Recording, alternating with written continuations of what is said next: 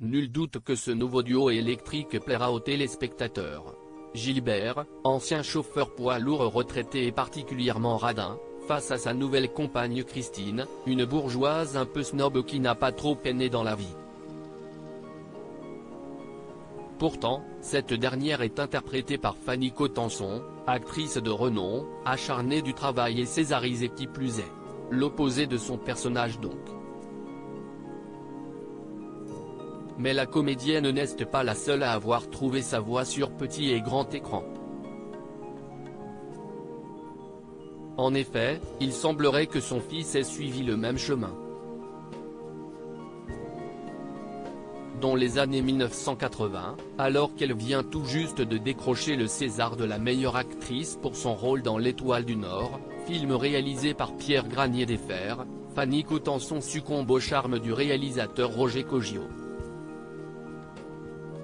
Éperdument épris, les tourtereaux entament alors une relation amoureuse. En 1990, ils ont un fils qu'ils décident de baptiser Maxime. Malheureusement, le couple se sépare quelques années plus tard et Roger Coggio décède en octobre 2001 des suites d'un cancer.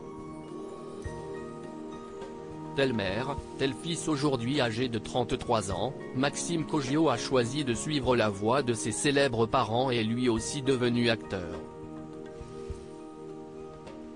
Après avoir suivi des cours au Conservatoire national supérieur d'art dramatique, le jeune homme a décidé de se consacrer au théâtre. En 2019, il était à l'affiche d'une pièce intitulée La vie de Galilée.